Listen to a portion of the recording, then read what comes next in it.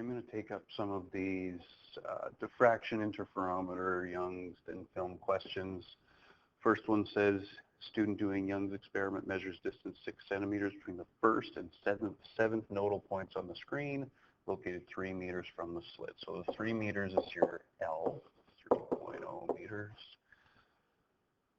Slit separation is 220 circle meters. Where I come from, that's micrometers. So that's going to be D equals 220 micrometers. When we put that in the equation, we're going to write that as 220 times 10 to the negative 6 meters. What else do we have? The first and seventh nodal points. First, second, third, fourth, fifth, sixth, seventh. So that's the distance from there to there. And that said that that's 6 centimeters. How many spaces is that? 1, 2, 3, 4, 5, 6 spaces. So delta x is equal to 6 centimeters divided by 6 spaces, and that's going to be 1.0 centimeters. And it says, what's the wavelength of light being used? The equation is lambda equals d delta x over L. Put your values in there, and that's how you do that one.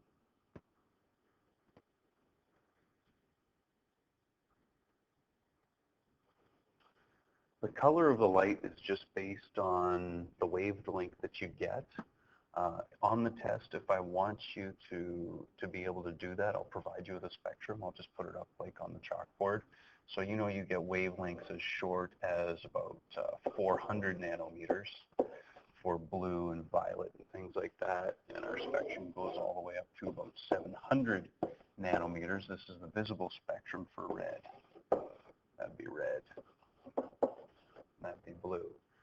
Blue and violet, I guess.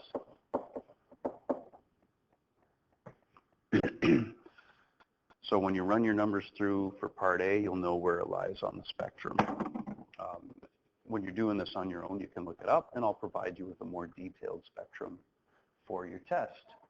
Number 2 says that red light of wavelength 600 nanometers, so I'm going to write that down right away. Lambda equals 600 nanometers. Passes through 2 parallel slits, so I know it's a double slit question. Nodal lines are produced on the screen 3 meters away. L equals 3.0 meters. Distance between the first and 10th nodal line is 5 centimeters. So how many spaces between first and 10th? There's going to be 9 spaces. So the separation, delta x, is going to be 5 over 9. That's centimeters. What is the separation of the, and then I kind of blanked out there, but I'm assuming that we're solving for D, separation of the slits, okay? So that's going to be, come from lambda equals D delta x over L, and we're going to rearrange and solve for D. So D is going to be lambda L over delta x. Sub in your, make sure you have your units right. Nanometers, 10 to the negative 9. 3 meters is good. Centimeters times 10 to the negative 2. And you should get the right answer. Number 3 says a student measuring the wavelength of a narrow monochromatic source uses double slit with separation of 0.15 millimeters. Double slit again, D equals 0.15 millimeters. All right. A second student places markers on a screen 2 meters in front of the slit. So kind of like what we did in that lab for Young's double slit experiment. 2 meters in front of the slit. So I'm going to write that down as L, 2.0 meters. At the positions of successive dark bands in the pattern, she finds that the dark bands are 0.56 something apart. And again, my numbers got cut off, so I'm going to assume that it's centimeters. All right? So I'm going to say that delta x is equal to centimeters. Dark bands and bright bands will be equally spaced, so it doesn't matter whether we're counting dark bands or bright bands when we're using this formula.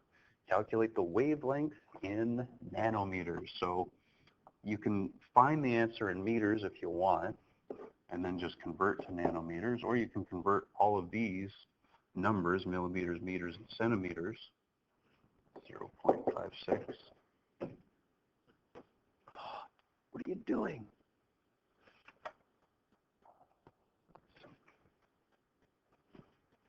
Okay, sorry for the interruption. Somebody came in. So you're just solving for lambda here. Calculate the wavelength of the source. So it's simply d delta x over L. Just remember it does say it wants the answer in nanometers, so don't just leave it times 10 to the negative 7 meters. Put it into nanometers, which will be, I don't know, you know what it's going to be between 400 and 700 nanometers likely. Let's keep on moving down.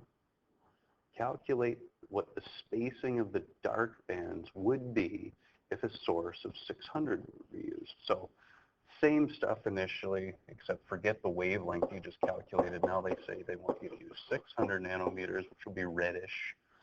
And you want to calculate the spacing, that's delta x, all right? So then just same other stuff, delta x equals, what's that going to be? Lambda times L over D. Rearranged for you.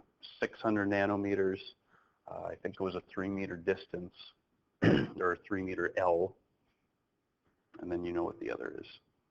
All right, number 4. 4 says, in an interference experiment, red light with a wavelength of 6 times 10 to the negative 7, so 600 nanometers again, even though that looks crazy, passes through a double slit on a screen 1.5 meters away. That's going to be L. Distance between the first and 11th band, so that's going to be 10 spaces, is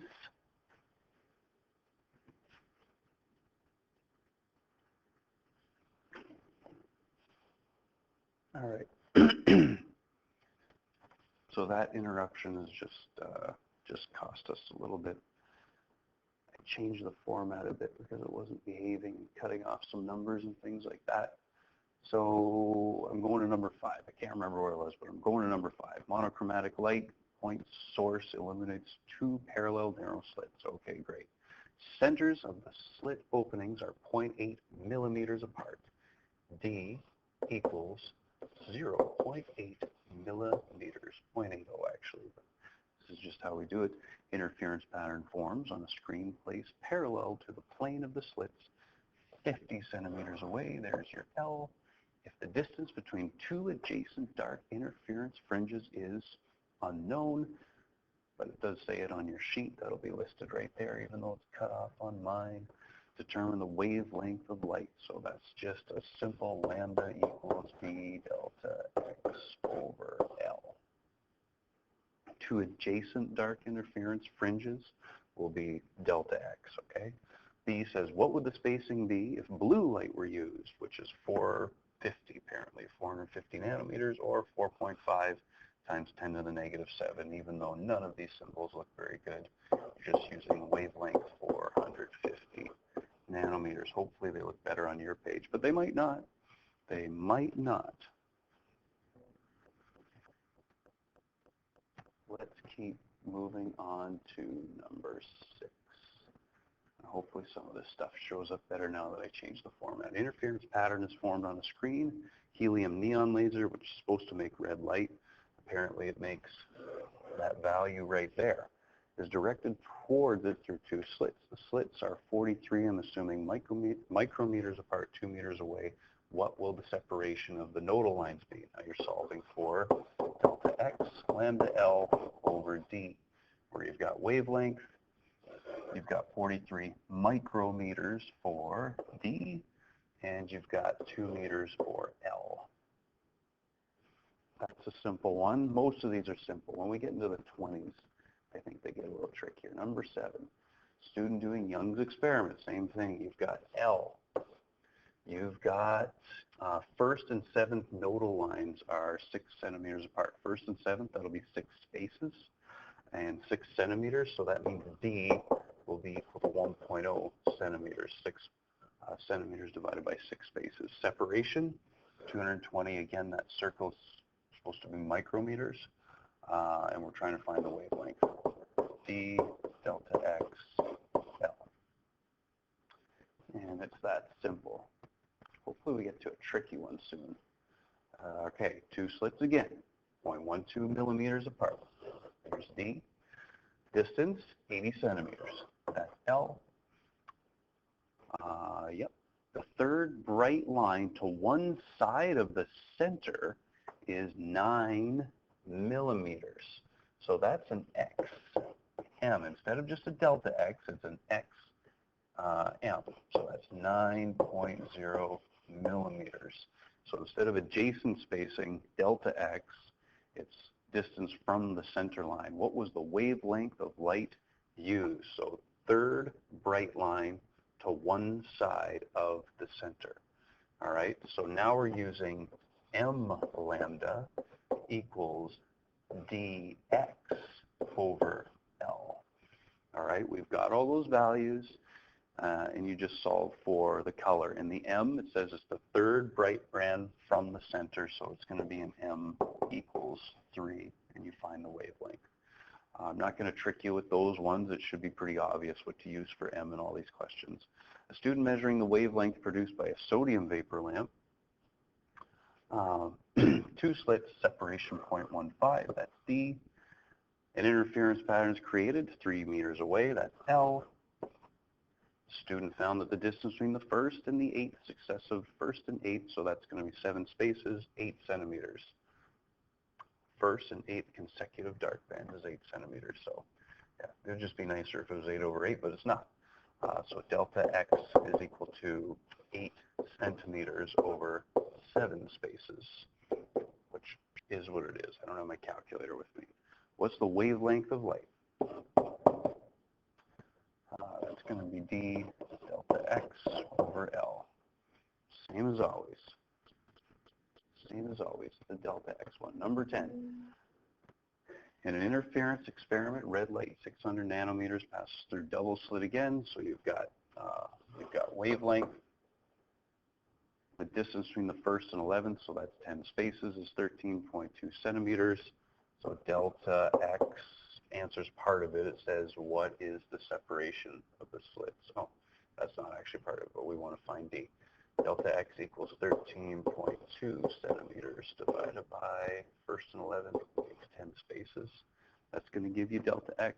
What would the spacing be between adjacent nodal lines? Oh, we got that. Oh, if we use different light. All right, cool. So there's a part A and a part B here, okay? So first we're going to find out what D is, okay? So if we rearrange to solve for D, what do we get? We get D equals lambda L over delta X.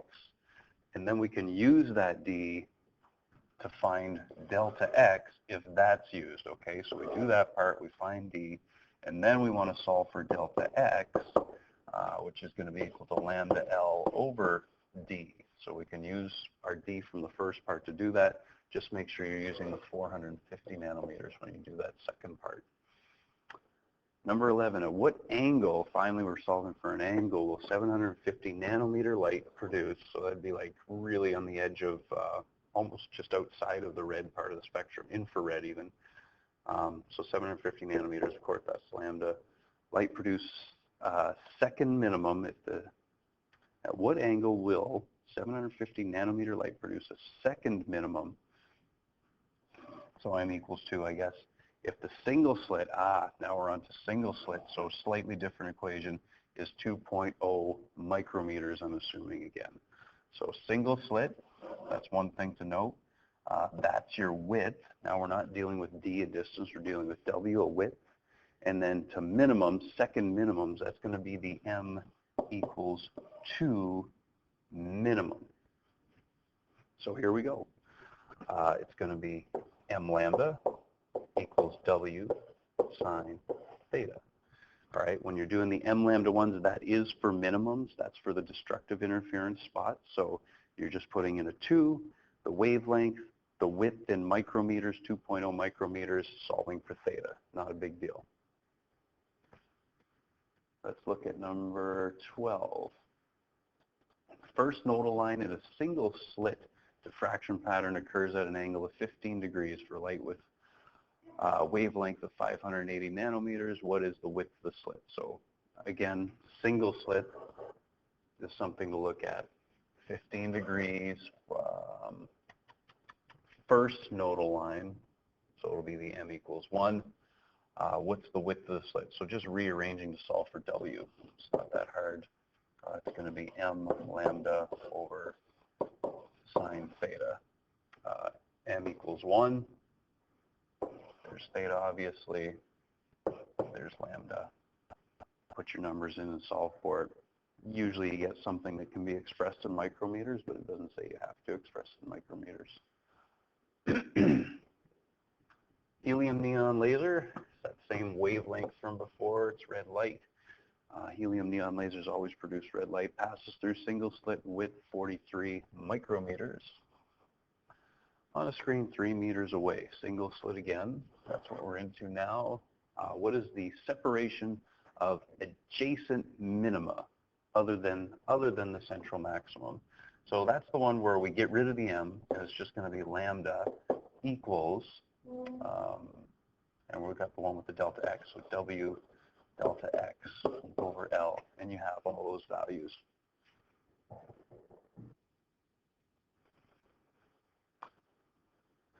Just a brief interruption by Marika, second one of my spare. What am I looking at now? Okay, so 13, you should be able to do 13. 14, sodium light. Passing through single slit again, 1.1. This is the question that Marika was actually asking me about just now. Times 10 to the negative 3 centimeters, even though there's a funny symbol in the middle. There's your L. Calculate the positions of the first and the second minimums. So it's two calculations you're doing. You're just using m lambda equals W x over L, where you use 1 for the m, and then you do the same calculation again and use 2 for the m. And you rearrange the equation and solve for x, because it wants position, I think. Calculate the positions. Number 15. 15 says, gives you a wavelength, tells you single slit, 1.5 times 10 to the negative 2 millimeter width. What is the angular, so we're solving for an angle, width of the central maximum. So I showed you this in class before. You're always going to use m equals 1, and then find the x, the distance that the first minimum is, multiply it by 2. I'll just show you it over here. All right, so here's the m equals 1 minimum. Here's an m equals 1 minimum on either side of the center, because if you find where the minimums are, then the width of the central maximum will be right there. So find an x, multiply it by 2, and that'll get you the whole width of the central maximum just by applying the, well, that would give you the width. This one actually just wants the angular width. Same thing, solve for the angle, multiply the angle by 2 because it's going to be the same on either side. The formula you're going to apply is m lambda equals W sine theta, and you're going to solve for theta, multiply by 2. That'll definitely come up on the test. You kind of did that in the lab, your most recent experiment with single slit interference. You did it in reverse, though. You took the width of the central maximum and worked your way back to the wavelength. Here's our slit width. If the angle contained between the first minimum on either side of the maximum, so yeah, this is doing almost the same thing as 8 degrees. What is the wavelength of the light? What the angle contained between the first minimum on either side is 8 degrees. So that means from the center of the pattern, what I'm getting from that is that that's 8 degrees. So that means from the center out to the first, it's just 4 degrees. That's what I'm getting off of that. Calculate the wavelength of light. So m lambda equals W sine theta. Theta is going to be 4. Width of the slit is going to be 1 times 10 to the negative 2 millimeters. And it's just m equals 1, so you're not really divided by anything, and that should give you the wavelength of light. 17, we're getting closer now. Light with wavelength 670 nanometers. passes through a slit width of 12 micrometers, I'm sure. Viewed on the screen 30 centimeters away, that's L, that's W, that's lambda. How wide is the central maximum degrees and in centimeters? So this is that same question again of finding the width of the central maximum, where you find the angle to the m equals 1 minimum, and then multiply it by 2 because it's the same on both sides. All right, so for part 1, I guess here, you're just going m lambda equals w sine theta. And for the other part, you're going m lambda equals wx over L, using m equals 1 in both cases, and then multiplying by 2 because it's the same on either side.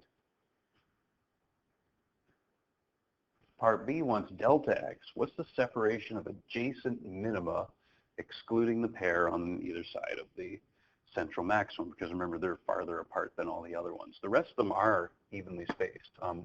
And that's just, it's looking for a separation, so that's a delta x. So you're just using lambda equals w delta x over L. And you've got all those values now. Just rearrange and solve for delta x. Number 18 says 640 nanometer light. There's your wavelength, single slit.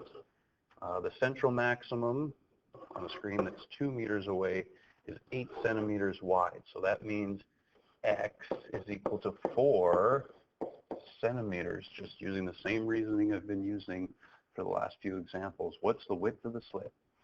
All right, simple enough. There's no angles here, so we're just using m lambda equals w x over L. X is the 4 centimeters, L is 2 meters. We're solving for w. It gives you the wavelength, and m equals 1. Have one more before I got to pause for a break. Number 19. What must, okay, coating on glass. Finally, we're getting into these thin film interference questions. They're fun. What must be the index of refraction of 100 nanometer thick coating on glass if it's designed to eliminate, so I know I want destructive interference, 500 nanometers. All right, so that's the wavelength of the light that we're trying to destruct in air. And we want to find the index. It's pretty much the hardest way to ask this question, okay? I'm going to have to use some space here because I have to draw this one. So light comes in, it reflects off the bottom, also some reflects right here. I am assuming this thing starts in air and is putting a coating, so this is where the unknown index of refraction is, on glass. And I usually say that glass has an index of 1.6. But looking at some of these problems, they often use 1.5, so I'm going to try and solve it with 1.5 here this time.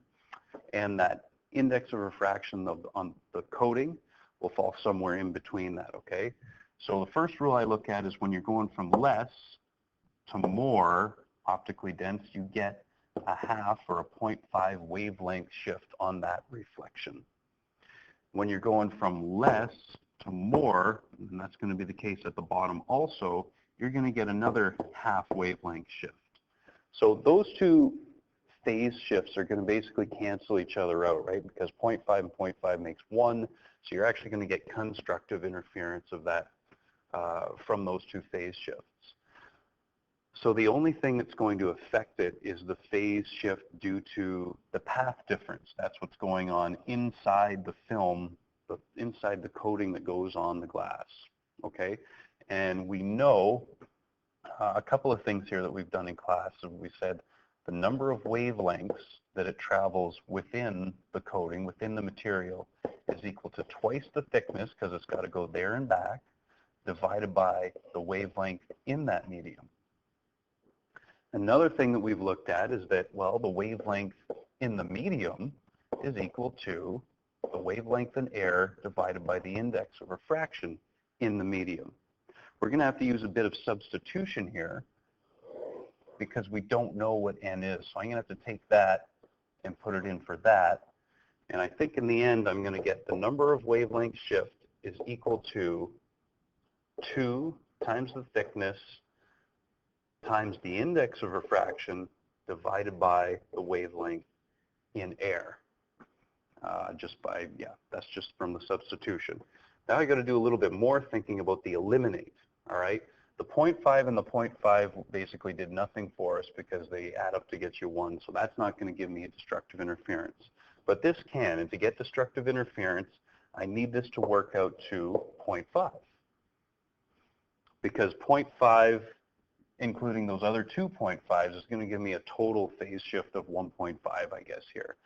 So that's what I'm going to need to get destructive interference. I'm going to put that equals 2 times the thickness, which is 100 nanometers, times the index of refraction of the coating, divided by the wavelength of that light in air, which was 500 nanometers. If I rearrange and solve that, I'll do this one. I found my calculator now, so I'm going to go 0.5 times 500 divided by 2, divided by 0.5 times 500 divided by, 200. That's going to work out for me. Gives me 1.25. So the index must be 1.25. It's the index of refraction of the coating on the material.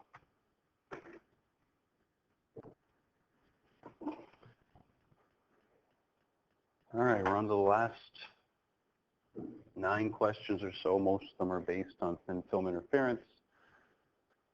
Thin layer of oil floating on water. These ones do take me more time to solve because I can't visualize them. I have to draw each and every one of these things, okay? So I've got light coming out like that, like that. I got to think about what my indexes are. So I've got air, I've got oil on water. The only reason I need that last one is to know if that there's going to be a phase change at this reflection right here. So I've got more going to less, so I've got no phase shift there. But the 1 to 1.5, I am going to get a 0.5 phase shift right there. All right. Now I can continue. Upon reflection, destructive interference is observed for 480 and 600 nanometer light at different locations on the film. Find the 2 thicknesses of the film at those 2 locations. So now we're solving for thickness. So now that I've already done the reflection part, the 0.5 and the 0, now I'm just thinking about what I'm getting out of these equations here. Wavelength in the medium, which is wavelength in air over the index of the medium. And I've also got that the number of wavelengths that are in that medium, that travel in the medium, is equal to 2 times the thickness divided by the wavelength in the medium. Which only makes sense. It's got to go there and back. That's 2 times the thickness divided by the wavelength in that medium. Should give you the number of wavelengths in the medium. We have all these values, so it should be pretty straightforward. We're just going to go, for 480, we're going to go 480 divided by 1.5. And then we're going to insert that value for this. And we're going to solve for thickness. I think it says find the thicknesses, right? So we kind of got to discuss, well, what do we put in for number? Well, it's got to be destructive. If I look over here,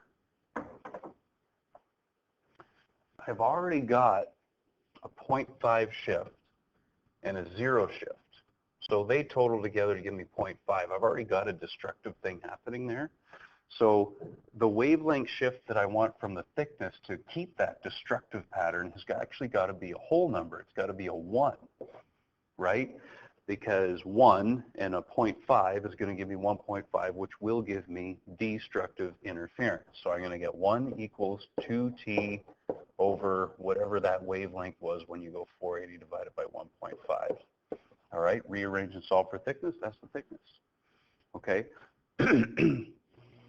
Now, some solutions that I've seen to this before will say that since you've already got the 0.5 shift from the reflection, then you should say that the answer is that the film has to be very, very, very, very thin.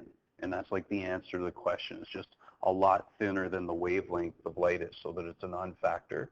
So then there's essentially no shift due to the thickness, and you're only looking at the reflection shift, okay? But I don't want you to do that, even if you're one of those people that have searched on Google and found questions similar to this. That's not what I'm looking for. I'm looking for you to solve that right there, okay? You do the exact same thing for the 600 nanometer. You just have to start it fresh. Instead of 480, you use 600 nanometers, and you'll get the thickness there. It's not that hard, but it does take some time and some thinking, or it cannot be done. If you want to coat a flat slab of glass with a transparent material 1.25 so that light of wavelength of that is not reflected, so we want destructive interference again. So I'm making my thing one more time. Well, not one more time, but again, it's going from air into this coating and then the glass, 1.5. So I'm going to get a half wavelength shift here. I'm going to get a half wavelength shift here because I'm going from more or less to more to even more. And now I just have to think about what's going to happen inside this coating here, the 1.25 coating. So now it's just kind of the same path that we've used before. Lambda m equals 600 over 1.25, which is, I don't know what that is, but you can work that out. And then you're just going number of wavelengths that travel in the medium is going to be equal to twice the thickness. We have that thickness, or wants the thickness? Yeah, what minimum thickness? Solving for thickness again, over lambda m. The only other thing you have to think about before you just go ahead and solve this is what do you want this number here to be? And I've already got a 0.5 and a 0.5, so what do I need to make destructive interference aside from the 0.5 and the 0.5? Those two 0.5s add to 1, so I need another 0.5 to get me destructive interference, all right? So that's what you're going to put in for that. That'll give you the thickness. Number 22, jewelry question. Glass 1.5 again, coated with silicon monoxide 2.0. All right, this will be, well, it won't be a lot different. It'll be a little different. How thick should the coating be? Solving for thickness again. We want strong reflection, so constructive interference for 560. All right, I got to draw these every time. Light comes in, light reflects there. I'm going from air, I'm going from that coating, and then into glass. I've got a 0.5 going from the 1 to the 2, but 2 to 1.5, well, I don't get a phase shift on that reflection. It doesn't happen that way. So I've got a 0.5 and a 0. I want strong reflection. So what else do I need? I'm gonna just try and jump ahead on this one. So a 0.5 and a 0 and another 0.5 will give me strong reflection or constructive interference. So I'm going to write 0.5 equals 2t over the wavelength in the medium. I don't know what the wavelength in the medium is yet, though. We have to solve for that first. Wavelength in the medium is equal to wavelength in air divided by n. And in this case, the medium has an index of refraction of 2. That's really high. Even diamond's like only 2.3, 2.4. So that's one of the higher ones I've seen. And then you go ahead and solve for, what are we solving for? Thickness. How thick should the coating be so that it does that? Now we're on to a soap film. A soap film is illuminated by light of wavelength 624 in air. So what are we doing here? A soap film. Yeah, we have to make an assumption on the third part of it. So here's what I'm going to do. Air, soap film, and we're going to have to assume it goes back into air. So it's like you're looking at a soap bubble here, I suppose, because going from air into the soap back into air. Same thing here and here. It's going to give you a half wavelength shift there, no wavelength shift there because it goes from less to more, but then more to less. We've got a wavelength of light. What's the smallest thickness and then the second smallest thickness that results in no transmission of the light? No transmission, so we're looking for destructive interference here. So what do we need that to be? Let's do it the way that we did the last one. So a 0.5 and a 0. What do we need next? 0.5 won't do it. We need a 1, right? Because 1 plus 0.5 is 1.5. That will give me destructive interference. So I'm going to say 1 equals 2t over the wavelength in the medium. We have the wavelength, we have the index, so we can find that. I'm going to write that formula again, even though it seems like I'm just writing the same thing down every time. It's actually an N. And then you put it into there. Well, what's the next value that would give you destructive interference? Would it be 1.5? No, because 1.5 plus our 0.5 over here would give us constructive interference. So the answer is we have to do it again at 2. 2 equals 2 times the thickness divided by lambda m. All right, because 1 plus 0.5 is 1.5, 2 plus 0.5 is 2.5. In both cases, you get destructive interference. That one was kind of tricky, first and second thickness. You know, you can keep getting thicker and thicker as long as your total gives you a 0.5, you'll get destructive interference. 24 says, now we're on a diffraction grading. This should actually be easier stuff, 4,000 lines per centimeter. So the D that you use is 1 centimeter in 4,000 lines. That'll give you your D. Produces a second order, oh, that's neat, second order, so M equals 2. Angle of 22 degrees, calculate the wavelength of light. So remember, the diffraction grading equations are the same as the double slit. So it's simply going to be M lambda equals, we're dealing with an angle of D sine theta. And in this case, we're solving for theta, M equals 2, and D can be found, and away you go. That one was nice and quick. 25, right on, diffraction grading again. Slit width, the grading width slits are 1.0 times 10 to the negative 5 meters apart. That seems kind of high. I'm seeing a 5 there with this resolution, so I'm saying D is just given in this case, 10 to the negative 5 meters. Gives you a wavelength. Wants you to calculate the angle of the third order maximum, so M equals 3. Third order maximum. Same equation that we've been using, or the one that we used previously, M lambda equals D sine theta. Almost done. 26. Diffraction grading, third order maximum again, angle again, wavelength this time, determine the spacing of the line, so just solving for D. So that's, what do we got here? We got an angle. All right, so I'm just going to write down M lambda equals D sine theta, since we're dealing with an angle here. Determine the spacing of the lines is just solving for D. And we've got all the other stuff. That was simple.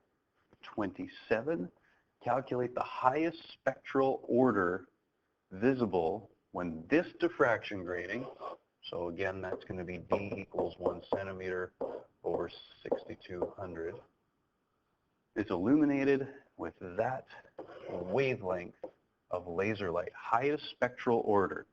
So what I get there is order. And we've run into this before. I don't know if we run into it with the diffraction grading, but we have run into it, right? It's where you go theta equals 90 degrees, all right? And then you just apply that same equation. So M lambda is equal to D sine theta. Order number is M. You're solving for M. So M is going to be D sine theta, where theta is going to be 90, over the wavelength of light used there.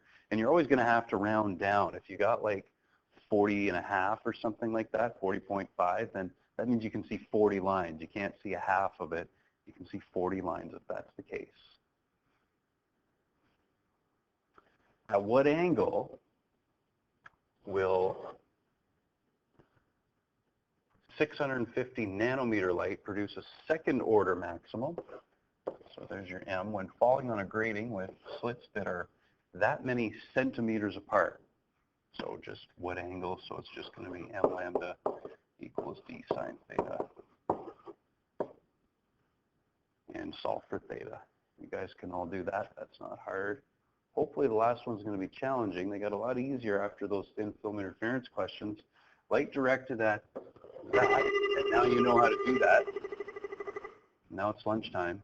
Produces 3 bright lines in the first order spectrum at angles of 31.2, 36.4, 47.5. Calculate the wavelengths of the lines in nanometers. So basically, you're shining light that's got multiple wavelengths in it. Not really incandescent light, because that would be a lot more than that. But you're seeing these ones right here. So you have to do just 3 separate calculations and find 3 separate wavelengths. First order just means m equals 1.